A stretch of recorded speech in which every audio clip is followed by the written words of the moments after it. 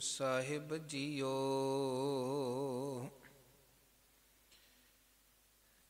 ਜੈਸੀ ਅਗਨ ਉਦਰ ਮੈਂ, ਤੈਸੀ ਬਾਹਰ ਮਾਇਆ।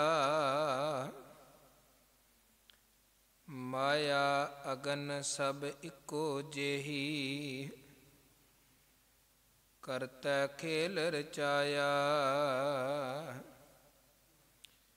जैसी अगन उदर में, तैसी बाहर माया। माया अगन सब इको जेही, करतै खेल रचाया। जां तिस भाणा तां जम्मिया, ਪਰਵਾਰ ਭਲਾ ਪਾਇਆ। ਲਿਵ ਛੁੜਕੀ ਲੱਗੀ ਤ੍ਰਿਸ਼ਨਾ,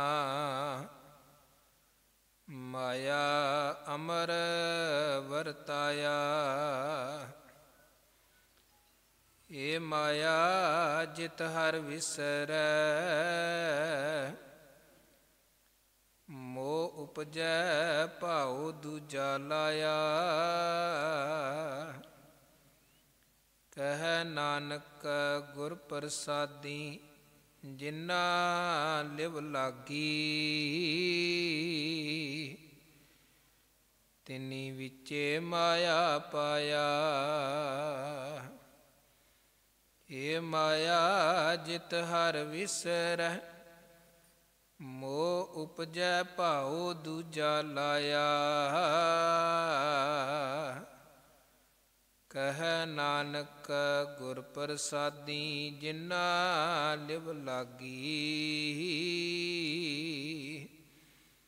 ਤਿਨੀ ਵਿਚੇ ਮਾਇਆ ਪਾਇਆ।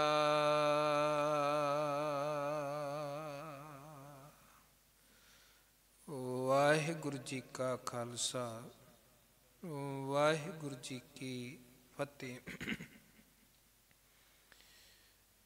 ਜੁਗ ਜੁਗ ਅਟਲ ਸਤਿਗੁਰੂ ਗੁਰਗੱਦੀ ਤੇ ਸੁਭਾਈਮਾਨ, ਗਰੀਬ ਨਵਾਜ ਦਸਾਂ ਪਾਤਸ਼ਾਹੀਆਂ ਦੀ ਜੋਤ। ਧੰਨ ਗੁਰੂ ਗ੍ਰੰਥ ਸਾਹਿਬ ਜੀ ਮਹਾਰਾਜ ਜੀ ਦੇ ਪਾਵਨ ਪਵਿੱਤਰ ਮੁਬਾਰਕ ਅੰਮ੍ਰਿਤਮਈ ਹਜ਼ੂਰੀ ਵਿਖੇ, ਚਰਨ ਸ਼ਰਨ ਵਿਖੇ ਸੰਧਿਆ ਵੇਲੇ ਦੇ ਸੱਜੇ ਹੋਏ ਦੀਵਾਨਾਂ ਦੀ ਹਾਜ਼ਰੀ ਭਰ ਰਹੀ ਗੁਰੂ ਰੂਪ ਸਾਧ ਸੰਗਤ, ਸਤਿਗੁਰੂ ਜੀ ਨੇ ਬੇਅੰਤ ਬੇਅੰਤ ਰਹਿਮਤਾਂ ਬਖਸ਼ਿਸ਼ਾਂ ਕੀਤੀਆਂ ਨੇ। ਆਪਣੇ ਪਾਵਨ ਦਰਬਾਰ ਦੀ ਦਾਤ, ਗੁਰਸੰਗਤ ਦੀ ਦਾਤ, ਚਰਨ ਹਜ਼ੂਰੀ ਦੀ ਦਾਤ ਬਖਸ਼ੀ ਹੈ। ਖੋਜਤ ਖੋਜਤ ਸੁਨੀ ਏ ਸੋਏ, ਸਾਧ ਸੰਗਤ ਬਿਨ ਤਰਿਓ ਨਾ ਕੋਏ। ਗੁਰਸੰਗਤ ਦਾ ਸਹਾਰਾ ਮਾਨਸਿਕ ਦ੍ਰਿੜਤਾ ਦੇ ਲਈ ਬਹੁਤ ਵੱਡਾ ਸਹਾਰਾ ਹੈ। ਸੰਗਤ ਪੰਗਤ ਗੁਰ ਸ਼ਬਦ, ਕਿਰਤ ਕਰੋ ਨਾਮ ਜਪੋ ਵੰਡ ਕੇ ਛਕੋ। ਇਹ ਗੁਰਮਤਿ ਦੀਆਂ ਬਿਲਕੁਲ ਮੁੱਢਲੀਆਂ ਬੇਸਿਕ ਸਿੱਖਿਆਵਾਂ ਹਨ, ਜਿਨ੍ਹਾਂ ਨੂੰ ਫੋਲੋ ਕਰਨਾ, ਮੰਨਣਾ ਹਰ ਇੱਕ ਗੁਰਸਿੱਖ ਦੇ ਲਈ ਜ਼ਰੂਰੀ ਹੈ। ਔਰ ਖਾਸ ਤੌਰ 'ਤੇ ਕਿਉਂਕਿ ਸੰਗਤ ਦੀ ਗੱਲ ਕਰ ਰਹੇ ਹਾਂ, ਅਤੇ ਮਹਾਰਾਜ ਕਹਿੰਦੇ ਸਿੱਖ ਸਤ ਸੰਗੀ ਹੋਏ। ਅਤੇ ਇਹ ਕੋਈ ਬੰਦਿਸ਼ ਨਹੀਂ ਹੈ, ਕੋਈ ਕਿੰਨਾ ਸਮਾਂ ਜੁੜ ਸਕਦਾ ਹੈ। ਕਿਸੇ ਕੋਲ ਬਹੁਤਾ ਸਮਾਂ ਹੈ, ਉਹ ਬਹੁਤਾ ਜੁੜੇ। ਜੇ ਥੋੜ੍ਹਾ ਸਮਾਂ ਹੈ ਤੇ ਮਹਾਰਾਜ ਕਹਿੰਦੇ ਜੁੜ ਜ਼ਰੂਰ। ਕਬੀਰ ਏਕ ਘੜੀ ਆਦਿ ਕਰੀ, ਆਦਿ ਹੂੰ ਤੇ ਆਦ। ਅੱਧੀ ਘੜੀ ਜੁੜ, ਜੇ ਇੱਕ ਨਹੀਂ ਤੇ ਜੇ ਕਹਿੰਦੇ ਅੱਧੀ ਵੀ ਨਹੀਂ ਤੇ ਅੱਧੀ ਤੋਂ ਅੱਧੀ ਘੜੀ। ਔਰ ਇੱਕ ਘੜੀ 'ਚ ਕਰੀਬਨ 24 ਮਿੰਟ ਦਾ ਸਮਾਂ ਹੁੰਦਾ ਹੈ। ਅਤੇ ਜੇ ਅੱਧੀ ਘੜੀ ਦੀ ਗੱਲ ਕਰੀਏ 12 ਮਿੰਟ, ਅਤੇ ਅੱਧੀ ਤੋਂ ਅੱਧੀ ਘੜੀ 6 ਮਿੰਟ ਦਾ ਸਮਾਂ ਬਣਦਾ ਹੈ। ਜੇ ਗੁਰੂ ਕਹਿੰਦੇ ਇੰਨੇ ਹੀ ਰੁਝੇਵੇਂ ਨੇ, ਤੂੰ ਇੰਨਾ ਸਮਾਂ ਅੱਧੀ ਤੋਂ ਅੱਧੀ ਘੜੀ ਜੁੜ, ਸੰਗਤ 'ਚ ਜੁੜੇਗਾ, ਭਲੇ ਪੁਰਖਾਂ ਦਾ ਸੰਗ ਕਰੇਗਾ, ਗੁਰਮੁਖਾਂ ਭਗਤਾਂ ਦਾ ਸੰਗ ਕਰੇਗਾ, ਉਹਦਾ ਤੈਨੂੰ ਹੀ ਲਾਭ ਹੈ, ਪ੍ਰੋਫਿਟ ਹੈ। ਕਬੀਰ ਏਕ ਘੜੀ ਆਦਿ ਕਰੀ, ਆਦਿ ਹੂੰ ਤੇ ਆਦ, ਭਗਤਨ ਸੇਤੀ ਗੋਸ਼ਟੇ, ਜੋ ਕੀਨੇ ਸੋ ਲਾਭ। ਕਿਉਂਕਿ ਵੇਖੋ, ਜਿੰਨਾ ਸਮਾਂ ਵੀ ਆਪਾਂ ਗੁਰੂ ਚਰਨਾਂ 'ਚ ਜੁੜਦੇ ਹਾਂ, ਕੋਈ ਚੰਗੀ ਗੱਲ ਹੀ ਸੁਣਦੇ ਹਾਂ, ਪੜ੍ਹਦੇ ਹਾਂ, ਗਾਉਂਦੇ ਹਾਂ, ਕੀਰਤਨ ਰੂਪ ਹੋਏ, ਪਾਠ ਰੂਪ ਹੋਏ, ਵਿਚਾਰ ਰੂਪ ਹੋਏ, ਗੁਰੂ ਸੰਗਤ ਦੇ ਵਿੱਚ ਜਿੰਨਾ ਵੀ ਪ੍ਰਵਾਹ ਚੱਲਦਾ ਹੈ, ਗੁਰੂ ਕੇ ਉਪਦੇਸ਼ਾਂ ਦਾ, ਚੰਗੀਆਂ ਸਿੱਖਿਆਵਾਂ ਦਾ, ਜੀਵਨ ਨੂੰ ਸਵਾਰਨ ਤੇ ਸੁਧਾਰਨ ਵਾਲੀਆਂ ਵਿਚਾਰਾਂ ਦਾ ਹੀ ਸਾਰਾ ਪ੍ਰਵਾਹ ਚੱਲਦਾ ਹੈ। ਤੇ ਜੇ ਕਿਧਰੇ ਇੱਕ ਵੀ ਕੋਈ ਉਪਦੇਸ਼ ਮਨੁੱਖ ਦੇ ਮਨ 'ਚ ਵਸ ਜਾਏ, ਕੋਈ ਸੁਣੀ ਹੋਈ ਇੱਕ ਸਿੱਖਿਆ ਪਤਾ ਨਹੀਂ ਜ਼ਿੰਦਗੀ 'ਚ ਕਿੱਥੇ ਜਾ ਕੇ ਕਿੱਥੇ ਕੰਮ ਆ ਸਕਦੀ ਹੈ, ਪਰ ਉਹ ਤਾਂ ਹੀ ਹੋਏਗਾ ਨਾ ਜੇ ਚੰਗਾ ਪੜ੍ਹਿਆ ਹੋਏਗਾ, ਜੇ ਚੰਗਾ ਸੁਣਿਆ ਹੋਏਗਾ, ਜੇ ਚੰਗਾ ਜਾਣਿਆ ਹੋਏਗਾ। ਤੇ ਉਹ ਸਾਰੇ ਕੁਝ ਦੇ ਲਈ ਫਿਰ ਚੰਗੀ ਸੰਗਤ 'ਚ ਜੁੜਨਾ ਅਤਿਅੰਤ ਜ਼ਰੂਰੀ ਹੈ। ਸੰਗਤ ਦੀ ਰੰਗਤ ਮਨ 'ਤੇ ਚੜ੍ਹਦੀ ਹੈ, ਸੰਗਤ ਦਾ ਪ੍ਰਭਾਵ ਸਾਡਾ ਮਨ ਕਬੂਲਦਾ ਹੈ। ਉੱਤਮ ਸੰਗਤ ਉੱਤਮ ਹੋਵੈ, ਗੁਣ ਕੋ ਧਾਵੈ, ਅਵਗੁਣ ਧੋਵੈ। ਸੋ ਮਹਾਰਾਜ ਜੀ ਨੇ ਸੰਗਤ 'ਚ ਜੁੜਨ ਦਾ ਸਭ ਨੂੰ ਹੁਕਮ ਕੀਤਾ ਹੈ। ਗੁਰੂ ਦੀਆਂ ਰਹਿਮਤਾਂ, ਆਪ ਜੀ ਵੱਡਿਆਂ ਭਾਗਾਂ ਵਾਲੇ ਹੋ, ਨਿਤਾ ਪ੍ਰਤੀ ਗੁਰੂ ਚਰਨਾਂ 'ਚ ਜੁੜਦੇ ਹੋ, ਕੀਰਤਨ ਦਾ ਆਨੰਦ ਮਾਣਦੇ ਹੋ, ਫਿਰ ਗੁਰੂ ਦੀਆਂ ਵਿਚਾਰਾਂ ਦੇ ਨਾਲ ਜੁੜਦੇ ਹੋ। ਦਾਤਾ ਜੀ ਰਹਿਮਤ ਕਰਨ, ਕਿਨਕਾ ਏਕ ਜਿਸ ਜੀ ਵਸਾਵੈ, ਤਾਂ ਕਿ ਮਹਿਮਾ ਗਣੀ ਨਾ ਆਵੈ।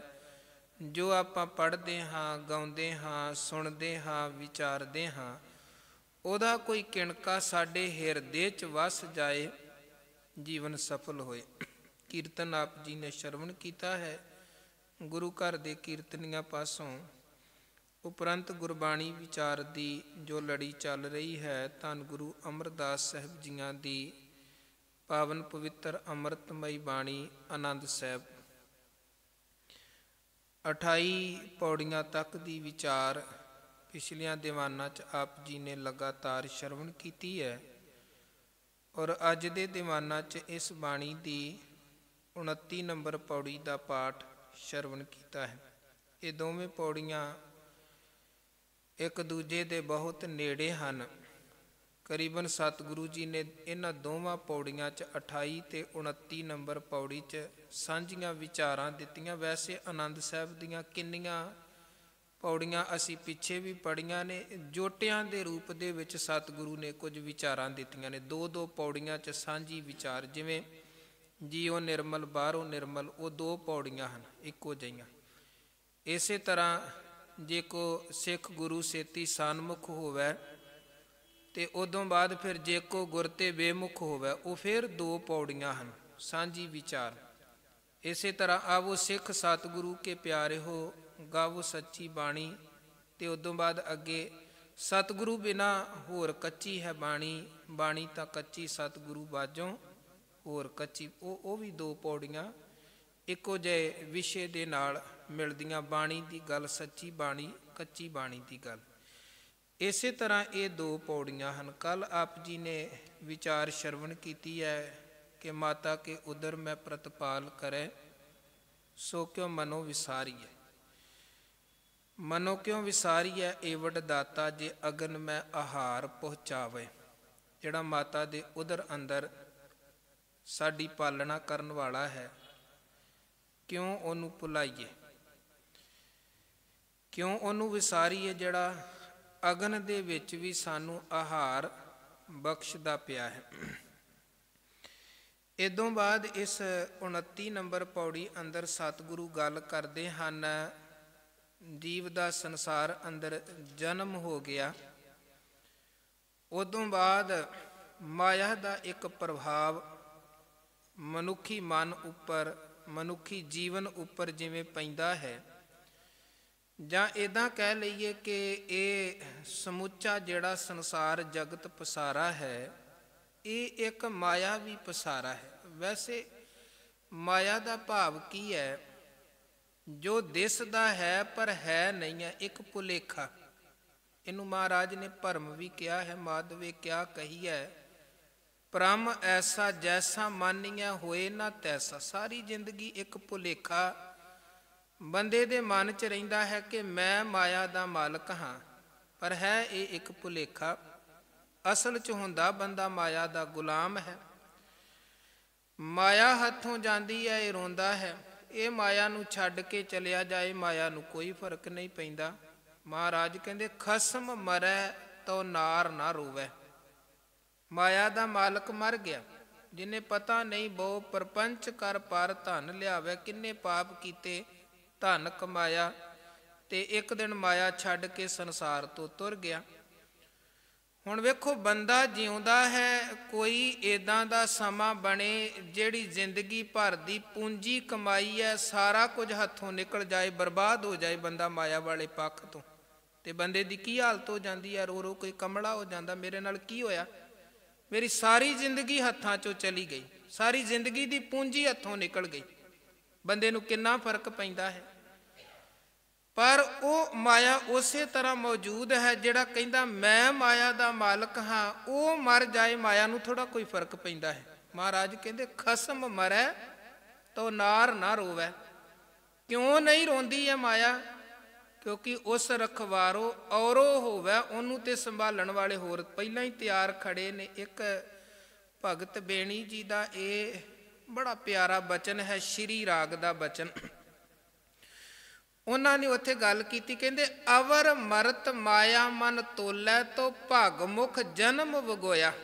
ਸ਼ਬਦ ਦੀ ਆਰੰਭਤਾ ਹੁੰਦੀ ਹੈ, ਫਿਰ ਪਛਤਾਵੇਂਗਾ ਮੂੜਿਆ ਤੂੰ ਕਵਣ ਕੁਮਤ ਭ੍ਰਮ ਲਾਗਾ। ਕਹਿੰਦੇ ਹੇ ਮੂਰਖ, ਫਿਰ ਪਛਤਾਉਣਾ ਪਏਗਾ।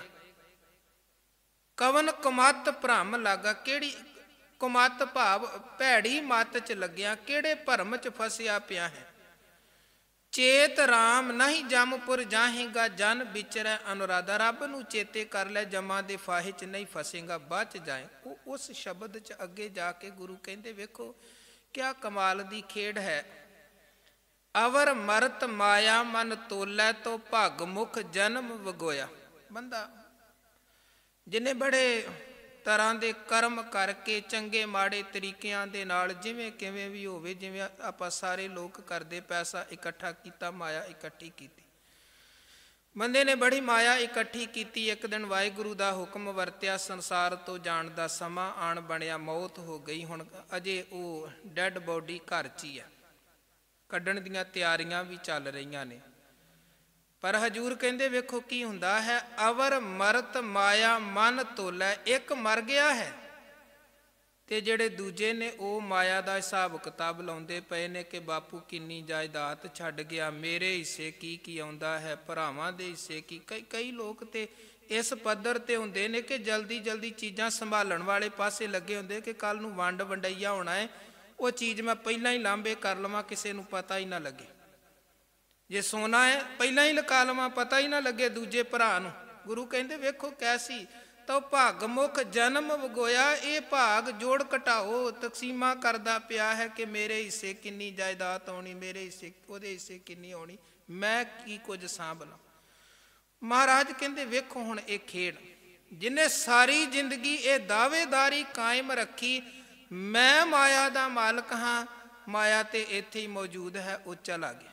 ਇੱਕ ਭੁਲੇਖਾ ਹੀ ਸੀ ਨਾ, ਸਾਰੀ ਜ਼ਿੰਦਗੀ ਬਣਿਆ ਰਿਹਾ ਕਿ ਮੈਂ ਮਾਲਕ, ਮੈਂ ਮਾਲਕ, ਮੈਂ ਮਾਲਕ। ਬਸ ਕਈ ਤੇ ਐਸੇ ਆਪਾਂ ਵੇਂਦੇ ਹਾਂ ਜਿਨ੍ਹਾਂ ਦਾ ਸਾਰੀ ਜ਼ਿੰਦਗੀ ਜ਼ੋਰ ਬਸ ਜੋੜਨ ਤੇ ਹੀ ਲੱਗਿਆ ਰਹਿੰਦਾ। ਕਹਿ ਦਿੰਦੇ ਨੇ ਜੀ ਕੀ ਕਰੀਏ, ਗੁਜ਼ਾਰਾ ਨਹੀਂ ਚੱਲਦਾ, ਮਾਇਆ ਤੇ ਪੈਸੇ ਤੇ ਚਾਹੀਦੇ। ਹਾਂ ਇਹ ਸੱਚ ਹੈ। ਇਸ ਸ਼ਬਦ 'ਚ ਵੀ ਗੁਰੂ ਮਹਾਰਾਜ ਨੇ ਇਹ ਚੀਜ਼ ਸਮਝਾਈ ਹੈ ਕਿ ਜਿਵੇਂ ਮਾਤਾ ਦੇ ਉਦਰ ਅੰਦਰ ਹੁਣ ਬੱਚਾ ਹੈ, ਉੱਥੇ ਗੁਰੂ ਕਹਿੰਦੇ ਅਗਨ ਦੇ ਵਿੱਚ ਵਾਹਿਗੁਰੂ ਪਾਲਣਾ ਕਰ ਰਿਹਾ ਹੈ। ਪਰ ਹੁਣ ਜੇ ਇਹ ਕੋਈ ਕਵੇ ਜੀ ਰੱਬ ਨੂੰ ਅੱਗ ਦੇ ਵਿੱਚ ਬੱਚਾ ਪਾਲਣਾ ਪੈ ਰਿਹਾ ਹੈ, ਤੇ ਕਿਉਂ ਨਾ ਰੱਬ ਇਦਾਂ ਦੀ ਖੇਡ ਬਣਾ ਦੇਵੇ ਕਿ ਮਾਂ ਦੇ ਉਦਰ ਅੰਦਰ ਉਹ ਜਿਹੜੀ ਬੰਦੇ ਦੇ ਅੰਦਰ ਅਗਨ ਹੁੰਦੀ ਆ ਹੋਵੇ ਹੀ ਨਾ, ਉਹਨੂੰ ਸੇਕ ਹੀ ਕੋਈ ਨਾ ਲੱਗੇ। ਪਰ ਨਹੀਂ, ਬੱਚੇ ਦੇ ਜਿਉਂਦੇ ਰਹਿਣ ਦੇ ਲਈ ਉਹ ਗਰਭ ਅੰਦਰ ਦੀ ਤਪਸ਼ ਦਾ ਹੋਣਾ ਜ਼ਰੂਰੀ ਨਾ ਹੋਏ ਤੇ ਬੱਚਾ ਕਿਵੇਂ ਰਹੇਗਾ? ਬਲਕਿ ਉਹ ਇਸਤਰੀ ਹੀ ਜਿਉਂਦੀ ਨਹੀਂ ਰਹਿ ਸਕਦੀ ਹੈ ਜਿਹਦੇ ਅੰਦਰ ਉਹ ਤਪਸ਼ ਨਹੀਂ ਹੈ, ਸਰੀਰ ਦੇ ਅੰਦਰ ਅਗਨ ਨਹੀਂ ਹੈ। ਹੁਣ ਉਹ ਬੱਚੇ ਦੇ ਜਿਉਂਦੇ ਰਹਿਣ ਦੇ ਲਈ ਅੰਦਰ ਅਗਨ ਦਾ ਤਪਸ਼ ਦਾ ਹੋਣਾ ਜ਼ਰੂਰੀ ਹੈ, ਤਾਂ ਬੱਚਾ ਜਿਉਂਦਾ ਰਹਿੰਦਾ ਹੈ। ਇਸੇ ਤਰ੍ਹਾਂ ਮਹਾਰਾਜ ਕਹਿੰਦੇ ਜੈਸੀ ਅਗਨ ਉਦਰ ਮੈਂ ਤੈਸੀ ਬਾਹਰ ਮਾਇਆ। ਇਹ ਸੱਚ ਹੈ ਕਿ ਸੰਸਾਰ ਦੇ ਜੀਵਨ ਦੇ ਨਿਰਵਾਹ ਦੇ ਲਈ ਮਾਇਆ ਚਾਹੀਦੀ ਹੈ, ਪੈਸਾ ਚਾਹੀਦਾ ਹੈ, ਕਿਉਂਕਿ ਸਾਰਾ ਕੁਝ ਜੋ ਵੀ ਅਸੀਂ ਜੀਵਨ ਵਿਹਾਰ ਕਰਦੇ ਹਾਂ ਪੈਸੇ ਦੇ ਨਾਲ ਹੀ ਤੇ ਸਾਰੀ ਦੀ ਸਾਰੀ ਖੇਡ ਚੱਲਦੀ ਹੈ। ਕੁਝ ਖਰੀਦਣਾ, ਕੁਝ ਵੇਚਣਾ, ਸਾਰਾ ਮਾਇਆ ਦੀ ਚਾਹੀਦੀ ਹੈ ਮਾਇਆ। ਪਰ ਮਹਾਰਾਜ ਕਹਿੰਦੇ ਉਹ ਮਾਇਆ ਦੇ ਵਿੱਚ ਜਿਵੇਂ ਅਗਨ ਦੇ ਵਿੱਚ ਬੱਚਾ ਜਿਉਂਦਾ ਹੈ ਤੇ ਇੱਕ ਦਿਨ ਉਹ ਸਫ਼ਰ ਨੂੰ ਪੂਰਾ ਕਰਕੇ ਸੰਸਾਰ 'ਚ ਜਨਮ ਲੈਂਦਾ ਹੈ, ਇਸੇ ਤਰ੍ਹਾਂ ਇਹ ਸੰਸਾਰ ਦੀ ਮਾਇਆ 'ਚ ਰਹਿੰਦਿਆਂ ਹੋਇਆਂ ਇੱਕ ਦਿਨ ਨਿਰੰਕਾਰ ਤੱਕ ਪਹੁੰਚਣਾ। ਅਖੀਰ 'ਚ ਮਹਾਰਾਜ ਨੇ ਇਹੀ ਗੱਲ ਕੀਤੀ ਆ ਕਿ ਜਿਨ੍ਹਾਂ ਦੀ ਗੁਰੂ ਕਿਰਪਾ ਸਦਕਾ ਲਿਵ ਜੁੜਦੀ ਆ ਉਹ ਵਿੱਚੇ ਮਾਇਆ ਪਾਇਆ, ਮਾਇਆ 'ਚ ਰਹਿੰਦਿਆਂ ਹੀ ਰੱਬ ਨੂੰ ਪਾਉਂਦੇ ਹਨ। ਹੁਣ ਜਿਹੜੀ ਗੱਲ ਆਪਾਂ ਕਰ ਰਹੇ ਸਾਂ ਕਿ ਕਈ ਲੋਕ ਐਸੇ ਹੁੰਦੇ ਨੇ, ਇੰਨੀ ਕੰਜੂਸ ਪੁਣਾ, ਇੰਨਾ ਸੂਮ ਪੁਣਾ, ਬਸ ਸਾਰੀ ਜ਼ਿੰਦਗੀ ਜੋੜਨ 'ਚ ਹੀ ਲੱਗਿਆ। ਬੱਚੇ ਵੀ ਮੰਗਦੇ ਨੇ, ਨਹੀਂ ਦੇਣਾ, ਬੱਚਿਆਂ ਤੋਂ ਵੀ ਪਤਨੀ ਤੋਂ ਵੀ ਲੁਕਾ ਕੇ ਰੱਖਣਾ, ਤੇ ਅਖੀਰ ਜੋੜਦਿਆਂ ਬੰਦਾ ਮਰ ਜਾਂਦਾ ਹੈ। ਉਹਦੇ ਫਿਰ ਬੱਚਿਆਂ ਨੂੰ ਵੀ ਪਤਾ ਨਹੀਂ ਲੱਗਦਾ ਬਾਪੂ ਨੇ ਕਿੱਥੇ ਕੀ ਜੋੜਿਆ, ਕਿੱਥੇ ਕੀ ਇਨਵੈਸਟਮੈਂਟ ਕੀਤੀ ਹੈ। ਉਹ ਬਸ ਫਿਰ ਸਾਰੀ ਜ਼ਿੰਦਗੀ ਇੱਕ ਗਧੇ ਦੀ ਤਰ੍ਹਾਂ ਭਾਰ ਢੋਂਦਿਆਂ ਲੰਘ ਗਿਆ, ਨਾ ਆਪ ਕੁਝ ਖੱਟੇ ਨੂੰ ਖਾ ਸਕਿਆ, ਸੁੱਖ ਲੈ ਸਕਿਆ, ਨਾ ਉਹਦੇ ਖੱਟੇ ਕਮਾਏ ਤੋਂ ਪਿੱਛੇ ਕੋਈ ਪਰਿਵਾਰ ਹੀ ਸੁੱਖ ਲੈ ਪਾਉਂਦਾ। ਉਹ ਹੈ ਅਸਲ ਦੇ ਵਿੱਚ ਐਨ ਮਾਇਆ ਦੀ ਪਕੜ ਵਾਲੀ ਬਿਰਤੀ, ਐਨ ਪਕੜ ਵਾਲੀ ਬਿਰਤੀ, ਉਹ ਜੀਵਨ ਨੂੰ ਬਰਬਾਦ ਕਰਨ ਵਾਲੀ ਬਿਰਤੀ ਹੈ। ਇੱਦਾਂ ਦੇ ਮਨੁੱਖ ਦਾ ਧਿਆਨ ਬਸ ਉਸੇ ਕਿੱਲੇ ਦੇ ਦੁਆਲੇ ਹੀ ਅਟਕਿਆ ਰਹਿੰਦਾ, ਨਾ ਉਹ ਧਰਮ ਵਾਲੇ ਪਾਸੇ, ਨਾ ਉਹ ਪਰਿਵਾਰ ਵਾਲੇ ਪਾਸੇ, ਨਾ ਉਹ ਸਮਾਜ ਵਾਲੇ ਪਾਸੇ ਸੋਚ ਪਾਉਂਦਾ ਹੈ। ਧੰਨ ਗੁਰੂ ਅਮਰਦਾਸ ਮਹਾਰਾਜ ਫਰਮਾਨ ਕਰਦੇ, ਕਹਿੰਦੇ ਜੈਸੀ ਅਗਨ ਉਦਰ ਮੈਂ ਤੈਸੀ ਬਾਹਰ ਮਾਇਆ। ਜਿੱਦਾਂ ਦੀ ਅੰਦਰ ਅਗਨ ਹੈ, ਤਪਸ਼ ਹੈ, ਉਸੇ ਤਰ੍ਹਾਂ ਦੀ ਬਾਹਰ ਦੀ ਇਹ ਸੰਸਾਰ ਦੀ ਮਾਇਆ ਹੈ। ਸੰਸਾਰ ਦੀ ਮਾਇਆ, ਉਹ ਅਗਨ ਦਾ ਹੋਣਾ ਵੀ ਜ਼ਰੂਰੀ ਹੈ, ਬਾਹਰ ਦੀ ਮਾਇਆ ਦਾ ਹੋਣਾ ਵੀ ਜ਼ਰੂਰੀ ਹੈ। ਪਰ ਗੱਲ ਇਹ ਹੈ ਕਿ ਅਸੀਂ ਮਾਇਆ ਦੇ ਵਿੱਚ ਰਹਿੰਦਿਆਂ ਹੋਇਆਂ ਉਸ ਪਰਮੇਸ਼ਰ ਨੂੰ ਧਿਆਉਣਾ ਕਿਵੇਂ ਹੈ। ਮਾਇਆ ਅਗਨ ਸਭ ਇੱਕੋ ਜਿਹੀ ਕਰਤੈ ਖੇਲ ਰਚਾਇਆ। ਗੁਰੂ ਕਹਿੰਦੇ ਮਾਇਆ ਤੇ ਅਗਨ ਇੱਕੋ ਹੀ ਗੱਲ ਹੈ, ਇਹ ਖੇਡ ਹੈ ਵਾਹਿਗੁਰੂ ਦੀ। ਕਿਤੇ ਉਹਨੇ ਕੁਝ ਬਣਾਇਆ ਹੈ, ਕਿਤੇ ਉਹਨੇ ਕੁਝ ਬਣਾਇਆ ਹੈ, ਉਹਦੀ ਬਣਾਈ ਹੋਈ ਕੁਦਰਤ ਹੈ, ਉਹਦੇ ਹੁਕਮ ਦੀ ਇੱਕ ਖੇਡ ਹੈ, ਸਿਸਟਮ ਹੈ, ਜਿਵੇਂ ਉਹਨੇ ਬਣਾਇਆ। ਹੁਣ ਕਿੱਥੇ ਕੀ ਕਿਉਂ ਉਹਨੇ ਬਣਾਇਆ ਹੈ ਅਸੀਂ ਅੰਤ ਨਹੀਂ ਪਾ ਸਕਦੇ ਹਾਂ, ਤੇ ਨਾ ਗੁਰੂ ਕਹਿੰਦੇ ਉਹਦੀ ਕੁਦਰਤ ਦਾ ਕੋਈ ਅੰਤ ਹੈ। ਕੁਦਰਤ ਕਵਣ ਕਹਾ ਵਿਚਾਰ, ਵਾਰਿਆ ਨਾ ਜਾਵਾਂ ਏਕ ਵਾਰ, ਜੋ ਤੁਧ ਭਾਵੈ ਸਾਈ ਭਲੀ ਕਾਰ, ਤੂੰ ਸਦਾ ਸਲਾਮਤ ਨਿਰੰਕਾਰ। ਉਹਦੀ ਖੇਡ ਪਰੇ ਤੋਂ ਪਰੇ ਹੈ। ਸਾਡੇ ਅੰਦਰ ਪਤਾ ਨਹੀਂ ਵਾਹਿਗੁਰੂ ਨੇ ਕਿੰਨੇ ਤਰ੍ਹਾਂ ਦੇ ਭੇਦ ਰੱਖੇ ਹੋਏ ਨੇ ਜਿਹਦਾ ਸਾਨੂੰ ਹੀ ਪਤਾ ਨਹੀਂ ਹੁੰਦਾ ਹੈ। ਬਾਹਰ ਕੁਦਰਤ ਦੇ ਅੰਦਰ ਕਿੰਨੀ ਬਰੀਕੀ, ਕਿੰਨੇ ਤਰ੍ਹਾਂ ਦੇ ਭੇਦ ਨੇ, ਉਹ ਕਿਉਂ ਹੈ, ਕਿਵੇਂ ਹੈ, ਉਹ ਤਾਂ ਬਸ ਉਹ ਸਿਰਜਣ ਵਾਲਾ, ਸਾਜਣ ਵਾਲਾ ਵਾਹਿਗੁਰੂ ਹੀ ਉਹਦੇ ਬਾਰੇ ਜਾਣਦਾ ਹੈ। ਕਰਤਾ ਹੈ ਖੇਲ ਰਚਾਇਆ। ਪਾਤਸ਼ਾਹ ਕਹਿੰਦੇ ਇਹ ਸਾਰੇ ਦੀ ਸਾਰੀ ਜਿਹੜੀ ਖੇਡ ਹੈ ਇਹ ਕਰਤੇ ਪੁਰਖ ਦੀ ਰਚਾਈ ਹੋਈ ਖੇਡ ਹੈ। ਹੁਣ ਕੀ ਹੁੰਦਾ ਹੈ ਉਹਦੀ ਖੇਡ ਦੇ ਵਿੱਚ, ਜਾਂ ਤਿਸ ਭਾਣਾ ਤਾਂ ਜੰਮਿਆ ਪਰਿਵਾਰ ਭਲਾ ਪਾਇਆ। ਵਾਹਿਗੁਰੂ ਦਾ ਭਾਣਾ ਵਰਤਦਾ, ਹੁਕਮ ਵਰਤਦਾ ਹੈ। ਵੈਸੇ ਅਸੀਂ ਭਾਣਾ ਸ਼ਬਦ ਆਮ ਤੌਰ 'ਤੇ ਵਰਤਦੇ ਹਾਂ ਮੌਤ ਸਮੇਂ ਜੀ ਭਾਣਾ ਵਰਤ ਗਿਆ। ਕਿਸੇ ਦਾ ਜਨਮ ਹੋਇਆ ਹੋਵੇ, ਕਿਸੇ ਦੇ ਘਰ ਬੱਚੇ ਦਾ, ਤੇ ਇਹ ਸ਼ਬਦ ਸਧਾਰਨ ਰੂਪ 'ਚ ਆਪਾਂ ਨਹੀਂ ਵਰਤਦੇ ਹਾਂ ਜੀ ਭਾਣਾ ਵਰਤ ਗਿਆ, ਬੱਚਾ ਪੈਦਾ ਹੋਇਆ। ਨਹੀਂ, ਅਸੀਂ ਸ਼ਬਦਾਂ ਨੂੰ ਉਸ ਹਿਸਾਬ ਦੇ ਨਾਲ, ਸਾਡੇ ਮਨ ਅੰਦਰ ਕੁਝ ਸ਼ਬਦ ਕਿਸੇ ਚੀਜ਼ ਦੇ ਨਾਲ ਜੁੜ ਚੁੱਕੇ। ਹਾਲਾਂਕਿ ਅਸੀਂ ਗੁਰਬਾਣੀ ਦੇ ਸ਼ਬਦ ਵੀ ਕੁਝ ਇਸੇ ਤਰ੍ਹਾਂ ਵੰਡ ਲਏ ਹਨ ਜੀ। ਇਹ ਖੁਸ਼ੀ ਵਾਲੇ ਸ਼ਬਦ ਨੇ, ਜੇ ਘਰ 'ਚ ਵਿਆਹ ਹੈ ਤੇ ਉਹ ਸ਼ਬਦ ਪੜੋ, ਲੱਖ ਖੁਸ਼ੀਆਂ ਪਾਤਸ਼ਾਹੀਆਂ, ਤੇ ਜੇ ਮੌਤ ਹੈ ਤੇ ਫਿਰ ਉਹ ਸ਼ਬਦ ਪੜ੍ਹੇ ਜਾਂਦੇ ਹਨ, ਵੇਖੋ ਬੰਦਾ ਚੱਲਿਆ ਚੌਂ ਜਣਿਆਂ ਦੇ ਕੰਨ। ਹਾਲਾਂਕਿ ਗੁਰੂ ਤੇ ਕਹਿੰਦੇ ਤੈਨੂੰ ਖੁਸ਼ੀ ਮਨਾਉਂਦਿਆਂ ਮੌਤ ਚੇਤੇ ਹੋਵੇ, ਤੇ ਮੌਤ ਦੇ ਵਿੱਚ ਵੀ ਤੂੰ ਹੋਵੇਂ ਤੇ ਫਿਰ ਵੀ ਤੈਨੂੰ ਪਤਾ ਹੋਵੇ ਕਿ ਬਸ ਇਹੀ ਨਹੀਂ ਹੈ ਜ਼ਿੰਦਗੀ 'ਚ, ਖੁਸ਼ੀ ਵੀ ਹੈ, ਖੇੜਾ ਵੀ ਹੈ। ਇੱਕ ਬਾਣੀ ਆਨੰਦ ਸਾਹਿਬ ਹੈ, ਇੱਕ ਬਾਣੀ ਹੈ ਸਾਧ। ਤੇ ਵੇਖੋ ਸਾਡੀ ਮਰਿਆਦਾ ਦੀ ਜਾਂ ਗੁਰੂ ਸਾਹਿਬ ਦੀ ਕਿੰਨੀ ਬਖਸ਼ਿਸ਼ ਹੈ। ਗੁਰੂ ਗ੍ਰੰਥ ਸਾਹਿਬ ਸੱਚੇ ਪਾਤਸ਼ਾਹ ਜੀ ਦੀ ਬਾਣੀ ਦਾ ਜਦੋਂ ਅਸੀਂ ਪਾਠ ਕਰਦੇ ਹਾਂ, ਮੰਨ ਲਵੋ ਕਿਸੇ ਦੇ ਘਰ ਕਿਸੇ ਦੀ ਮੌਤ ਹੋ ਗਈ ਹੈ, ਹੁਣ ਘਰ 'ਚ ਸਹਿਜ ਪਾਠ ਜਾਂ ਅਖੰਡ ਪਾਠ ਸਾਹਿਬ ਦਾ ਪ੍ਰਵਾਹ ਚੱਲ ਰਿਹਾ ਹੈ, ਤੇ ਉਹ ਪ੍ਰਵਾਹ ਚੱਲਦਿਆਂ ਕੀ ਹੁੰਦਾ ਹੈ, ਚਲਦਿਆਂ ਚਲਦਿਆਂ ਬਾਣੀ ਆਨੰਦ ਸਾਹਿਬ ਆਉਂਦੀ ਹੈ, ਖੇੜੇ ਦੀ ਬਾਣੀ, ਆਨੰਦ ਖੁਸ਼ੀ ਦੀ, ਵਿਗਾਸ ਦੀ ਬਾਣੀ। ਤੇ ਆਨੰਦ ਸਾਹਿਬ ਦੀ ਬਾਣੀ ਜਿੱਥੇ ਗੁਰੂ ਗ੍ਰੰਥ ਸਾਹਿਬ ਜੀ 'ਚ ਸੰਪੂਰਨ ਹੁੰਦੀ ਹੈ, ਉਦੋਂ ਬਾਅਦ 222 922 ਅੰਗ ਤੇ ਆਨੰਦ ਸਾਹਿਬ ਬਾਣੀ ਸੰਪੂਰਨ ਹੁੰਦੀ ਹੈ। ਉਦੋਂ ਬਾਅਦ 923 ਅੰਗ ਤੇ ਸੱਧ ਬਾਣੀ ਹੈ, ਜਿਹਦਾ ਸੰਬੰਧ ਮੌਤ ਦੇ ਨਾਲ ਹੈ। ਗੁਰੂ ਅਮਰਦਾਸ ਸਾਹਿਬ ਜਦੋਂ ਉਹਨਾਂ ਨੇ ਸਰੀਰ ਛੱਡਣਾ ਸੀ, ਜੋਤੀ ਜੋਤ ਸਮਾਉਣ ਦਾ ਸਮਾਂ ਸੀ, ਜੋ ਅਖੀਰਲੇ ਸਮੇਂ ਉਹਨਾਂ ਨੇ ਉਪਦੇਸ਼ ਕੀਤੇ, ਉਹਨਾਂ ਨੂੰ ਗੁਰੂ ਅਮਰਦਾਸ ਮਹਾਰਾਜ ਜੀ ਦੇ ਪੜਪੋਤਰੇ ਬਾਬਾ ਸੁੰਦਰ ਜੀ ਨੇ ਕਲਮ ਬੰਦ ਕੀਤਾ। ਬਾਣੀ ਦਾ ਨਾਮ ਹੈ ਸੱਧ ਬਾਣੀ, ਜਿਸ ਬਾਣੀ 'ਚ ਗੁਰੂ ਕਹਿੰਦੇ ਹਨ ਕਿ ਅੰਤੇ ਸਤਿਗੁਰ ਬੋਲਿਆ ਮੈਂ ਪਿੱਛੇ ਕੀਰਤਨ ਕਰਿਓ ਨਿਰਵਾਣ ਜੀਓ, ਜਾਂ ਮਤ ਮੈਂ ਪਿੱਛੇ ਕੋਈ ਰੋਵ ਸੀ ਸੋ ਮੈਂ ਮੂਲ ਨਾ ਪਾ। ਕਹਿਣ ਦਾ ਭਾਵ ਕਿ ਆਨੰਦ ਸਾਹਿਬ ਪੜ੍ਹਦੇ ਆ, ਆਨੰਦ ਦੀ ਗੱਲ ਕਰਦਿਆਂ ਗੁਰੂ ਕਹਿੰਦੇ ਹੁਣ ਖੁਸ਼ੀਆਂ ਦੇ ਵਿੱਚ ਇਹ ਮਗਨ ਹੀ ਨਾ ਹੋ ਜਾਵੀਂ, ਮੌਤ ਨਾ ਭੁੱਲ ਜਾਏ। ਤੁਰੰਤ ਬਾਅਦ ਗੁਰੂ ਨੇ ਅੱਗੇ ਮੌਤ ਦੇ ਨਾਲ ਸੰਬੰਧਿਤ ਆਨੰਦ ਬਾਣੀ ਬਖਸ਼ਿਸ਼ ਕੀਤੀ ਹੈ। ਤੇ ਜਦੋਂ ਭੋਗ ਪੈਂਦਾ ਹੈ, ਫੇਰ ਵੇਖੋ ਜਦੋਂ ਪੁਰਾਣੀ ਚੜ੍ਹਾਈ ਕਰਦਾ, ਅਸੀਂ ਅਖੰਡ ਪਾਠ ਸਾਹਿਬ ਦੇ ਸਹਿਜ ਪਾਠ ਦੇ ਭੋਗ ਤੋਂ ਤੁਰੰਤ ਬਾਅਦ ਨਾਲ ਹੀ ਸੱਧ ਬਾਣੀ ਦਾ ਪਾਠ ਕਰਦੇ, ਤੇ ਸੱਧ ਬਾਣੀ ਦਾ ਪਾਠ ਕੀਤਾ। ਹੁਣ ਉਹਦੇ 'ਚ ਮੌਤ ਦੇ ਨਾਲ ਸੰਬੰਧਿਤ ਸ਼ਬਦ ਨੇ, ਪਰ ਫਿਰ ਵੇਖੋ ਸਾਡੀ ਮਰਿਆਦਾ ਦੀ ਖੂਬੀ ਕਿ ਆਨੰਦ ਸਾਹਿਬ ਮੌਤ ਦੀ ਗੱਲ, ਸੱਧ ਬਾਣੀ ਮੌਤ ਦੀ ਗੱਲ, ਤੇ ਸੱਧ ਬਾਣੀ ਪੜ੍ਹ ਕੇ ਫਿਰ ਆਨੰਦ ਸਾਹਿਬ ਪੜ੍ਹਿਆ ਜਾਂਦਾ ਹੈ। ਫਿਰ ਅਰਦਾਸ ਬੇਨਤੀ, ਭਾਵ ਖੁਸ਼ੀ ਤੇ ਮੌਤ ਚੇਤੇ ਹੋਵੇ। ਜੇ ਮੌਤ ਹੈ ਤੇ ਫਿਰ ਵੀ ਇਹ ਨਹੀਂ ਕਿ ਢੇਰੀ ਢਾਹ ਕੇ ਬਹਿ ਜਾਓ ਜੀ ਬਸ ਜੀ ਹੁਣ ਤੇ ਪਿੱਛੇ ਰਿਹਾ ਹੀ ਕੁਝ ਨੇ, ਨਹੀਂ। ਮਹਾਰਾਜ ਕਹਿੰਦੇ ਇਹ ਸੁੱਖ ਦੁੱਖ, ਦੁੱਖ ਸੁੱਖ, ਆਉਣਾ ਜਾਣਾ, ਜੰਮਣਾ ਮਰਨਾ, ਇਹ ਜ਼ਿੰਦਗੀ ਦਾ ਪ੍ਰਵਾਹ ਹੈ, ਇਹ ਪਾਰਟ ਆਫ ਲਾਈਫ ਹੈ। ਇਹ ਕੁਝ ਅਖੀਰ ਨਹੀਂ ਹੈ ਕਿ ਤੂੰ ਸਮਝੇ ਕਿ ਬਸ ਹੁਣ ਜੇ ਖੁਸ਼ੀ ਆਈ ਤੇ ਖੁਸ਼ੀ ਰਵੇ। ਵੇਖੋ ਖੁਸ਼ੀ ਦਾ ਵੀ ਸਮਾਂ ਸਾਡੇ ਘਰਾਂ 'ਚ ਬਣਦਾ ਹੈ, ਪਰ ਸਹਿਜੇ ਸਹਿਜੇ ਮੰਨ ਲਵੋ ਅੱਜ ਕਿਸੇ ਦਾ ਵਿਆਹ ਹੈ, ਹੁਣ ਵਿਆਹ ਵਾਲੇ ਦਿਨ ਵਿਆਹ ਵਾਲਾ ਮੁੰਡਾ ਹੈ ਜਾਂ ਵਿਆਹ ਵਾਲੀ ਲੜਕੀ ਹੈ, ਕਿੰਨਾ ਚਾਅ ਉਹਨਾਂ ਦੇ ਮਨ ਅੰਦਰ ਹੁੰਦਾ ਹੈ, ਆਨੰਦ ਕਾਰਜ ਹੁੰਦੇ ਨੇ, ਕਿੰਨਾ ਖੁਸ਼ੀ ਵਾਲਾ ਮਾਹੌਲ, ਐਨ ਜਿਵੇਂ ਘਰ 'ਚ ਰੌਣਕ। ਖਾਸ ਤੌਰ 'ਤੇ ਉਹਨਾਂ ਦੋ ਜੀਆਂ ਦਾ ਤੇ ਚਾਅ ਹੀ ਵੱਖਰਾ ਹੁੰਦਾ ਹੈ, ਪਰ ਕੁਝ ਸਮੇਂ ਬਾਅਦ 6 ਮਹੀਨੇ ਬਾਅਦ, ਮਹੀਨੇ ਬਾਅਦ ਉਹ ਚੀਜ਼ ਥੋੜ੍ਹਾ ਰਹਿੰਦੀ ਹੈ, ਉਹ ਇੱਕ ਦਿਨ ਹੈ।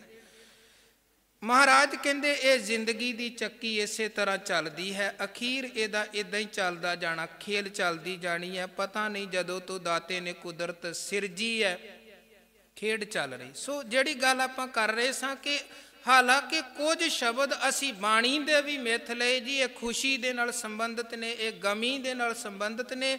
ਹਾਲਾਂਕਿ ਗੁਰੂ ਮਹਾਰਾਜ ਜੀ ਦਾ ਜਿਹੜਾ ਉਪਦੇਸ਼ ਹੈ ਸਰਬ ਸਮਿਆਂ ਦੇ ਲਈ ਸਾਂਝਾ ਉਪਦੇਸ਼ ਹੈ। ਭਾਣਾ ਸ਼ਬਦ ਅਸੀਂ ਸਮਝ ਲਿਆ, ਮਿੱਥ ਲਿਆ ਹੈ ਕਿ ਇਹਦਾ ਸੰਬੰਧ ਮੌਤ ਦੇ ਨਾਲ ਹੈ। ਜੇ ਬੰਦਾ ਮਰਿਆ ਕਹਿ ਦੋ ਭਾਣਾ ਵਰਤਿਆ ਹੈ, ਪਰ ਗੁਰੂ ਮਹਾਰਾਜ ਇੱਥੇ ਜਨਮ ਦੇ ਨਾਲ ਇਸ ਸ਼ਬਦ ਨੂੰ ਜੋੜ ਕੇ ਗੱਲ ਕਰਦੇ ਨੇ ਕਿ ਜਾਂ ਤਿਸ ਭਾਣਾ ਤਾਂ ਜੰਮਿਆ, ਕਿਉਂਕਿ ਭਾਣੇ ਦਾ ਅਰਥ ਹੈ ਹੁਕਮ। ਜਿਵੇਂ ਹੁਕਮ ਸ਼ਬਦ ਹੈ ਉਦਾਂ ਹੀ ਭਾਣਾ ਸ਼ਬਦ ਹੈ। ਭਾਣੇ ਦਾ ਅਰਥ ਹੈ ਰਜ਼ਾ, ਵਾਹਿਗੁਰੂ ਜੀ ਦੀ ਰਜ਼ਾ। ਮਹਾਰਾਜ ਕਹਿੰਦੇ ਉਹਦੀ ਰਜ਼ਾ ਵਰਤੀ, ਉਹਦਾ ਹੁਕਮ ਵਰਤਿਆ, ਜੀਵ ਦਾ ਸੰਸਾਰ ਅੰਦਰ ਜਨਮ ਹੋਇਆ, ਤੇ ਜਦੋਂ ਜਨਮ ਹੋਇਆ ਤੇ ਪਰਿਵਾਰ ਭਲਾ ਪਾਇਆ। ਇੱਕ ਸੋਹਣੇ ਪਰਿਵਾਰ ਦੀ ਦਾਤ ਜੀਵ ਨੂੰ ਸੰਸਾਰ ਅੰਦਰ ਪੈਦਾ ਹੁੰਦਿਆਂ ਪ੍ਰਾਪਤ ਹੋਈ। ਕੋਈ ਮਾਤਾ ਹੈ, ਕੋਈ ਪਿਤਾ ਹੈ, ਕੋਈ ਭੈਣ ਹੈ, ਭਰਾ ਹੈ, ਨਾਨਕੇ ਨੇ, ਦਾਦਕੇ ਨੇ, ਇੱਕ ਸੋਹਣਾ ਪਰਿਵਾਰ ਜੀਵ ਨੂੰ ਜਨਮ ਲੈਂਦਿਆਂ ਹੀ ਪ੍ਰਾਪਤ ਹੁੰਦਾ ਹੈ। ਤੇ ਹੁਣ ਜਦੋਂ ਜਨਮ ਹੋਇਆ, ਘਰ 'ਚ ਖੁਸ਼ੀਆਂ ਮਨਾਈਆਂ ਜਾ ਰਹੀਆਂ ਨੇ, ਕਿੰਨੀਆਂ ਰੌਣਕਾਂ ਲੱਗੀਆਂ ਨੇ, ਪਰ ਮਹਾਰਾਜ ਕਹਿੰਦੇ ਇੱਕ ਜਿਹੜੀ ਉਸ ਵਕਤ ਘਟਨਾ ਵਰਤੀ ਉਹ ਕੀ ਸੀ? ਲਿਵ ਛੁੜਕੀ ਲੱਗੀ ਤ੍ਰਿਸ਼ਨਾ ਮਾਇਆ ਅਮਰ ਵਰਤਾਇਆ। ਜਨਮ ਲੈਂਦਿਆਂ ਹੀ ਮਾਇਆ ਨੇ ਆਪਣਾ ਅਮਰ ਭਾਵ ਹੁਕਮ ਵਰਤਾ ਦਿੱਤਾ। ਜਿੰਨੀ ਦੇਰ ਇਹ ਮਾਂ ਦੇ ਉਦਰ ਅੰਦਰ ਸੀ, ਲਿਵ ਨਿਰੰਕਾਰ ਦੇ ਨਾਲ ਜੁੜੀ ਸੀ, ਜਿਸ ਲਿਵ ਸਦਕਾ ਉਹ ਅਗਨ ਦੇ ਵਿੱਚ ਪਾਲਣਾ ਸੰਭਾਲਣਾ ਕਰਦਾ ਪਿਆ ਸੀ, ਰਿਜ਼ਕ ਦਿੰਦਾ ਪਿਆ ਸੀ। ਪਰ ਜਿਵੇਂ ਸੰਸਾਰ ਅੰਦਰ ਆਇਆ, ਵਿੱਚੋਂ ਗਰਭੈ ਨਿਕਲ ਆਇਆ, ਖਸਮ ਵਿਸਾਰ ਦੁਨੀ ਚਿੱਤ ਲਾਇਆ। ਜੋਨ ਛਾੜ ਜੋ ਜਗ ਮੈਂ ਆਇਆ, ਲਾਗਤ ਪਵਨ ਖਸਮ ਵਿਸਰਾਇਆ। ਜਨਮ ਲੈਂਦਿਆਂ ਹੀ ਮਾਇਆ ਦੀ ਹਵਾ ਲੱਗਦੀ ਹੈ। ਮਾਇਆਵੀ ਮਾਹੌਲ ਦੇ ਵਿੱਚ ਉਹ ਆ ਗਿਆ ਹੈ, ਜਿੱਥੇ ਸਾਰਾ ਪਸਾਰਾ ਹੀ ਮਾਇਆ ਦਾ। ਤੇ ਜਿਵੇਂ ਉਹ ਸਿਆਣੇ ਕਹਿੰਦੇ ਕੀ ਹੁੰਦਾ ਹੈ, ਬੱਚਾ ਬਿਲਕੁਲ ਛੋਟਾ ਜਿਹਾ ਹੈ, ਤੇ ਬੱਚਾ ਛੋਟਾ ਹੁੰਦਾ ਹੈ, ਉਹਦੀ ਹੱਥਾਂ ਦੀ ਪਕੜ ਬੜੀ ਮਜ਼ਬੂਤ ਹੁੰਦੀ ਆ। ਆਪਾਂ ਬੱਚੇ ਨੂੰ ਆਪਣੀ ਉਂਗਲ ਪਕੜਾਉਂਦੇ ਹੋ, ਐਨ ਹੱਥਾਂ 'ਚ ਛੋਟੇ ਛੋਟੇ ਕੋਮਲ ਹੱਥਾਂ 'ਚ ਕੁੱਟ ਲੈਂਦਾ ਹੈ। ਉਹ ਕੋਈ ਬੱਚੇ ਦੇ ਜਨਮ ਸਮੇਂ ਵਧਾਈਆਂ ਦੇਣ ਦੇ ਲਈ ਲੋਕ ਆਉਂਦੇ ਨੇ, ਉਹ ਛੋਟੇ ਜਿਹੇ ਹੱਥਾਂ 'ਚ ਬਸ ਉਹ ਕਿਸੇ ਨੇ 100 ਦਾ, ਕਿਸੇ ਨੇ 500 ਦਾ ਨੋਟ ਵਿੱਚ ਹੱਥ 'ਚ ਫਸਾ ਦਿੱਤਾ, ਉਹ ਮਾਇਆ ਦੀ ਪਕੜ ਬਣ ਗਈ। ਉਹ ਐਸੇ ਹੀ ਫਿਰ ਪਕੜ ਬਣਦੀ ਹੈ। ਅਖੀਰ ਬੰਦਾ ਮਰਨੇ ਮਰ ਜਾਂਦਾ ਹੈ, ਪਰ ਉਹ ਮਾਇਆ ਦੀ ਪਕੜ ਨਹੀਂ ਛੱਡਦਾ ਹੈ ਸਾਰੀ ਜ਼ਿੰਦਗੀ। ਇਹਨੂੰ ਮਹਾਰਾਜ ਨੇ ਬਾਣੀ 'ਚ ਇੱਕ ਜਗ੍ਹਾ ਤੇ ਲਿਖਿਆ ਹੈ, ਪਹਿਲੇ ਪਿਆਰ ਲੱਗਾ ਥਣ ਦੁੱਧ। ਕਿਵੇਂ ਸੰਸਾਰਕ ਜੀਵਨ 'ਚ ਪੜਾ ਦਰ ਪੜਾ ਮਾਇਆ ਤੇ ਹੈ, ਬਸ ਮਾਇਆ ਰੂਪ ਹੀ ਬਦਲਦੀ ਹੈ। ਕਦੇ ਉਹ ਕਿਸੇ ਰੂਪ ਦੇ ਵਿੱਚ ਆਉਂਦੀ ਹੈ, ਕਦੇ ਕਿਸੇ। ਬੱਚਾ ਬਿਲਕੁਲ ਛੋਟਾ ਜਿਹਾ, ਜੇ ਉਹਨੂੰ ਪੈਸੇ ਬਾਰੇ ਬਹੁਤਾ ਪਤਾ ਨਹੀਂ ਹੈ, ਪਰ ਖਿਡੌਣਿਆਂ ਦੀ ਪਕੜ ਹੈ। ਉਦੋਂ ਪਹਿਲਾਂ ਮਾਂ ਦੀ ਪਕੜ ਸੀ, ਇਦੋਂ ਅੱਗੇ ਅੱਗੇ ਜਾਈ ਜਾਂਦਾ ਹੈ। ਮਾਇਆ ਦੇ ਰੂਪ ਬਦਲਦੇ ਜਾਂਦੇ ਹਨ, ਪਰ ਪਕੜ ਕੇਵਲ ਸੰਸਾਰ ਦੀ ਰਹਿੰਦੀ ਹੈ, ਨਿਰੰਕਾਰ ਦੀ ਪਕੜ ਨਹੀਂ ਬਣਦੀ। ਉਹਨੂੰ ਮਹਾਰਾਜ ਕਹਿੰਦੇ ਪਹਿਲੇ ਪਿਆਰ ਲੱਗਾ ਥਣ ਦੁੱਧ। ਬੱਚਾ ਛੋਟਾ ਜਿਹਾ, ਬਸ ਅਜੇ ਉਹਦੀ ਖਿੱਚ ਕੀ ਹੈ ਮਾਂ ਦੇ ਦੁੱਧ ਤੱਕ, ਕਿਉਂਕਿ ਭੁੱਖ ਹੈ। ਪਹਿਲੇ ਪਿਆਰ ਲੱਗਾ ਥਣ ਦੁੱਧ, ਦੂਜੇ ਮਾਏ ਬਾਪ ਕੀ ਸੁਧ, ਤੀਜੇ ਭਇਆ ਭਾਬੀ ਬੇਬ, ਚੌਥੇ ਪਿਆਰ ਉਪੰਨੀ ਖੇਡ, ਪੰਜਵੇਂ ਖਾਣ ਪੀਣ ਕੀ ਧਾਤ, ਛੇਵੇਂ ਸਾਂਝ ਕੀਆ ਕਰਵਾਸ। ਮਹਾਰਾਜ ਕਹਿੰਦੇ ਇੱਦਾਂ ਅੱਗੇ ਤੋਂ ਅੱਗੇ ਜੀਵਨ ਦਾ ਜਿਹੜਾ ਸਮਾਂ ਹੈ, ਪੜਾ ਦਰ ਪੜਾ ਉਹ ਚੀਜ਼ ਗੁਜ਼ਰਦੀ ਪਈ ਹੈ। ਛੇਵੇਂ ਸਾਂਝ ਕੀਆ ਕਰਵਾਸ, ਔਰ 7ਵੇਂ ਤੇ 8ਵੇਂ ਤੇ 9ਵੇਂ ਤੇ 10ਵੇਂ ਪੜਾ ਤੇ ਇੱਦਾਂ ਜ਼ਿੰਦਗੀ ਲੰਘਦੀ ਹੈ। 8ਵੇਂ ਕ੍ਰੋਧ ਹੁਆ ਤਨ ਨਾਸ਼, 9ਵੇਂ ਧੌਲੇ ਉੱਭੇ ਸਾਹ, 10ਵੇਂ ਦੱਦਾ ਹੁਆ ਸੁਆ, ਗਏ ਸੰਗੀਤ ਪੁਕਾਰੀ ਧਾ, ਆਇਆ ਗਿਆ ਮੋਇਆ ਨਾਉ, ਪਿੱਛੇ ਪੱਤਲ ਸੱਧਿਓ ਕਾਵ। ਬੰਦਾ ਆਇਆ ਪੜਾ ਦਰ ਪੜਾ ਜੀਵਨ ਸਫਰ ਤੈਅ ਕਰਕੇ ਕੇਵਲ ਮਾਇਆ ਦੇ ਦੁਆਲੇ, ਮਾਇਆ ਦੇ ਕਿੱਲੇ ਦੁਆਲੇ ਘੁੰਮਦਿਆਂ ਘੁੰਮਦਿਆਂ ਚਲਾ ਗਿਆ। ਪਹਿਲਾਂ ਆਪ ਮਰਿਆ, ਫਿਰ ਨਾਮ ਹੀ ਖਤਮ ਹੋਇਆ। ਉਦੋਂ ਬਾਅਦ ਬੰਦਾ ਮਰਦਾ ਹੈ ਤੇ ਕਈ ਤਰ੍ਹਾਂ ਦੇ ਕਰਮ ਕਾਂਡ ਲੋਕ ਕਰਦੇ ਨੇ। ਕੋਈ ਸ਼ਰਾਧ ਕਰ ਰਿਹਾ ਹੈ, ਕੋਈ ਹੋਰ ਕਈ ਤਰ੍ਹਾਂ ਦੇ ਕਰਮ ਕਰ ਰਿਹਾ ਹੈ।